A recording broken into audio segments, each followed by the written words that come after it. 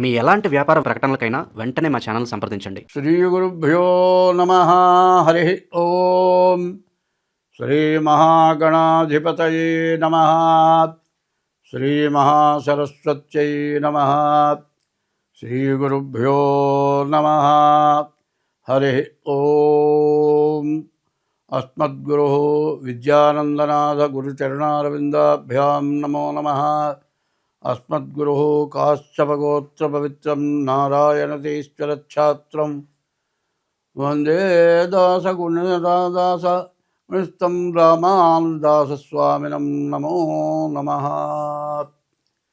రామగుణాభిరామ రఘురామ పరాక్రమ భీమ జానకీ రామ ప్రపన్న రామ బుధరంజిత నామ సుధామ రామ శ్రీరామ దురంత దుర్భర విరామ నిష్కామ జటంసు భక్తి మనసా గురుపాదములాశ్రయం పుమా ముదమున పారిజాత తరుమూలమునందు అతి సూక్ష్మరూపుడై హృది రఘువీరునామమును ఎప్పుడు జపించుచు రామభక్తులన్ వదలక బ్రోచుచుండు ఘను వాయుతనూజుని ధీతిరాజుని యదను దలంచి భక్తి కుమతి గురుపాదములాశ్రయింపుమ. శుక్లాంబరధరం విష్ణుం శశివర్ణం చతుర్భుజం ప్రసన్నవదనం ధ్యాయేత్ సర్వవిఘ్నోపశాంతయే. 2026 జనవరి నెల 5వ రాశి సింహరాశి. ఈ సింహరాశికి చెప్పాలంటే చాలా కష్టాలు, మామూలు కష్టాలు కాదండి. మరి గురువు 12ంట ఉన్నాడు, శని అష్టమంలో ఉన్నాడు. మార్చి నెల 30వ తారీఖు నుంచి శని పూర్తిగా ఇబ్బంది పెడుతూ ఉన్నాడు. చాలా కష్టం, చాలా నష్టం, చేసే ఉద్యోగం ఉండదు, ఉన్న డబ్బులు ఖర్చు అయిపోతాయి. ఈ రాశి వాళ్ళు ముఖ్యంగా చెప్పాలి అంటే ఎవరికైనా సరే ఏ చీట్లు పాడుకునే వాళ్ళకి కానీ, అట్లా ఏదైనా బ్యాంకి లోన్లు, ఇల్లు కట్టుకునే లోన్లు కావచ్చు, లేకపోతే ఇండస్ట్రీస్ లోన్లు కావచ్చు, హామీ సంతకం పెట్టాడు అంటే తీసుకున్నవాడు పరారైపోతాడు.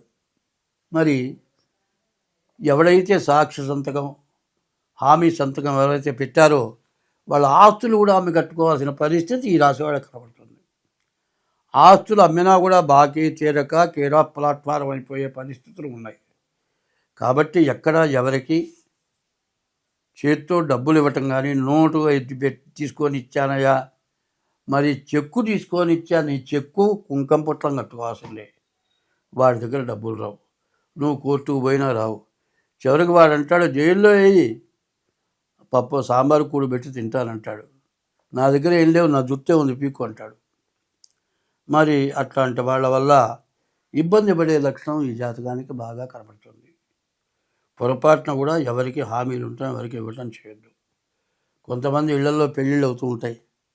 సడన్గా అయ్యా రావాల్సిన డబ్బులు రాలేదు, ఇదిగో బలానా చోట రావాలి, నీకు కూడా తెలుసుగా, రాగానే నీ డబ్బులు నీకు ఇస్తా, పెళ్ళి ఆగిపోతుంది, మరి నీకు పూలల్లో పెట్టిస్తా అంటాడు. అప్పటి మాట మాత్రం అంతేగాని నీ కర్మ నీకు ఆ డబ్బులు రావు, వాడికి వచ్చిన డబ్బులు నీకు ఇవ్వడు. కారణం ఏంటంటే నీ టైం బాగా లేదు కాబట్టి వాడు ఇవ్వడు. ఆ టైంకి వాడికి ఆ బుద్ధి పుడుతుంది, ఎగ్గొట్టే బుద్ధి పుడుతుంది, కాకపోతే కానపడకుండా పోతాడు. కాదు, వాడికి ఆస్తి ఏముండదు, ఏదో ఎక్కడో రావాల్సి ఉంటాయి, లేవు నా దగ్గర, వచ్చినప్పుడు ఇస్తా, ఇవ్వనంటలేదుగా, ఇస్తా, ఎక్కడ తెచ్చిస్తావు, వచ్చినప్పుడు ఇస్తా, వస్తే మాత్రం నీకు ఇస్తా, వాడికి వచ్చేది లేదు, నీకు ఇచ్చేది లేదు. ఇట్లాంటి పరిస్థితులు ఈ సింహరాశి వాళ్ళకి రాబోతున్నాయి. ఇటువంటి పరిస్థితుల నుంచి బయటపడాలి అంటే చాలా కష్టపడాలి. తర్వాత యాక్సిడెంట్లు అవ్వడానికి అవకాశం ఉంది. ఇళ్లల్లో ఎవరికోళ్ళకి ఏదో రకం వ్యాధులు, ఆపరేషన్లు, ఇట్లాంటి పరిస్థితులు కూడా అక్కడక్కడ కనపడుతున్నాయి. తర్వాత ఎప్పుడు కూడా ఏదైనా డబ్బులు ఉంటే ఇళ్లల్లో పెట్టుకోవటం కానీ, జేబుల్లో పెట్టుకు తిరగటం కానీ మంచిది కాదు. ఇవాళ ఉన్న పరిస్థితులు ఎట్లా ఉన్నాయంటే కనీసం ఇవాళ బంగారం బాగా పెరిగిపోయింది. మెళ్ళో ఆడవాళ్ళ మెళ్ళో కనీసం మంగళసూత్రంతో పాటు గొలుసు ఒకటి ఉంటుంది. ఆ మంగళసూత్రం తగిలించుకున్న గొలుసు ఇవాళ 2 లక్షల పైన ఉంది. ఇవాళ ఈ బంగారం పెరగటానికి జనానికి ప్రమాదకరమైన రోజులు చాలా దగ్గరికి వచ్చినాయి మాత్రం గుర్తుపెట్టుకోండి. మరి మన ఇండియాలో హిందువులు కానీ ఏ మతస్థులు కానీ ఆడవాళ్ళకి మెళ్ళో బంగారం, చెవులకి ముక్కులకి బంగారం ఉండాల్సిందే, మెళ్ళో బంగారం ఉండాల్సిందే. అది లేకపోతే హోదా తక్కువ, కష్టాలు ఎక్కువ, తేలిగ్గా చూస్తారు. ఇట్లాంటి ఆలోచనలతో బంగారం ఉంటే కూడా బతకడానికి వీల్లేని పరిస్థితి వచ్చింది. ఈ రాశి వాళ్ళకి మెళ్ళో ఉన్న వస్తువు కూడా దక్కుతుందని చెప్పలేను. కాదండి కష్టం వచ్చిందని పెళ్ళాం మెళ్ళో గొలుసు తీసుకెళ్ళి తాకట్టు పెట్టినా తీర్చలేవు, అసలుకి వడ్డీకి చెల్లిపోతుంది. కాబట్టి ఏ బంగారం ఉన్నా ఏ డబ్బులు ఉన్నా బ్యాంకులో పెట్టుకోవటం మంచిది.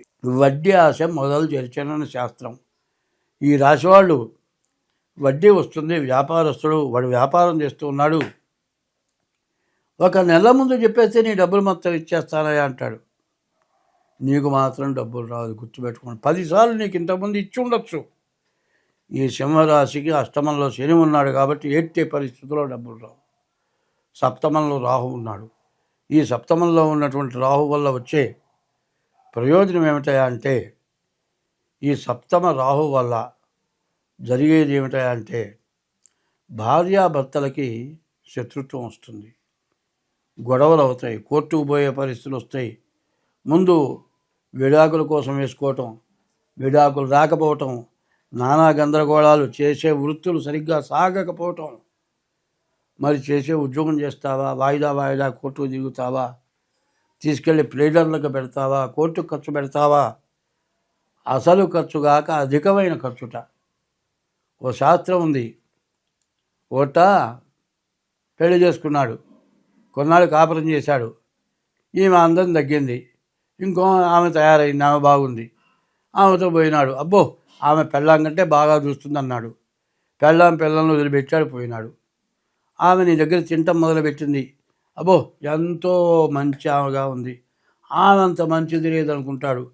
వీడు ఉన్న ఆస్తి పాస్తి బంగారం మొత్తం తీసుకెళ్ళి పెడతాడు. పిల్లల మొహం చూడు. చివరికి తల్లిదండ్రులు ఏం చేస్తారమ్మా, ఇక వాడు రాళ్లే నువ్వు రా అంటారు. ఆ అమ్మాయి వెళ్ళిపోతుంది. చివరికి ఆ పిల్ల ఎవరినో పెళ్లి చేసుకుంటుంది, నీలాగానే ఎవరినో ఉంచుకోవటం ఏదో చేస్తుంది. ఈ ముందు చూసావా, నీ దగ్గర తైలం అయిపోయింది, డబ్బులు మొత్తం అయిపోగానే పోరా ఎదవా అంటుంది. అప్పుడు దాన్ని ఏమంటారంటే, అరే ఉన్నదే బాయ్ ఉంచుకున్నది బాయ్, అది ఏందిరా నీ గతి అంటారు. ముతక మాటలు పల్లెటూళ్ళలో అనే మాట. అరే ఉన్నదే పోయే, ఉంచుకున్నది బాయ్, ఏందిరా నీ బతుకు.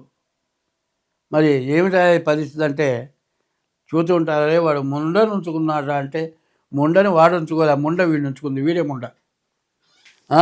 భార్య ఉన్నంత ప్రేమగా, భార్య ఉన్నంత మంచిగా, జీవితాంతం భార్య కలిసినట్టుగా పరాయి స్త్రీ కలుస్తుందా? హిందూ ధర్మంలో భార్యాభర్తల యొక్క అనుకూలత జీవితాంతం గడవాలి. అది ధర్మపత్ని. భర్త భరించేవాడు. ఈ ఇద్దరి కలియక బాగుండాలి. బండికి 2 చక్రాల్లాగా భార్యాభర్తలు ఉండాలి. ఇది హిందూ ధర్మం. సన్యాసి కంటే సంసారికి మంచి మోక్షం ఉంది. ధర్మం తప్పకుండా నడవాలి. ఇదేమిటయా, చివరికి ఏమవుతుంది, పెళ్ళాన్ని వదిలిపెట్టా, పిల్లలను వదిలిపెట్టా, జన్మనిచ్చిన తల్లిదండ్రులను వదిలిపెట్టా, చివరికి ఎవరితో పోతివి. ఆ పిల్లలు తల్లిదండ్రులు ఉన్నంతకాలం చూచారు, నీ దారి నువ్వు పోయినావు, నీ భార్య పోయింది. పిల్లలు ముసలాళ్ళు కొన్నాళ్ళ పాటు చూశారు, వాళ్ళకు వృద్ధాప్యం అన్నాళ్ళు ఉంటారు. ఈ పిల్లలు పెద్దవాళ్ళు ఏ లోపల తల్లి ఆ నాయనమ్మో తాత అమ్మమ్మో తాత పోతారు. వీళ్ళు అనాథ శరణాలయాల పాలైపోతారు పిల్లలు. మన హిందూ మతంలో ఈ దురాగతం విపరీతంగా వచ్చింది. 100కి 80 వంతులు ఇట్లా జరుగుతోంది. కాబట్టి దీన్ని జాగ్రత్త పడాల్సిన అవసరం ఉంది. చేతులారా చేసుకుంటున్నది. తాగుడు వల్ల కొంత, జూదం వల్ల కొంత, పరస్త్రీ వ్యామోహం వల్ల డబ్బు సంపాదన ఉంటే ఇట్లాంటి దురాగతమైన స్వభావాలు. డబ్బులు లేకపోతే లేవయా మేము బాధపడుతున్నామని మా జాతకం చెప్పమని మా దగ్గరికి వస్తారు.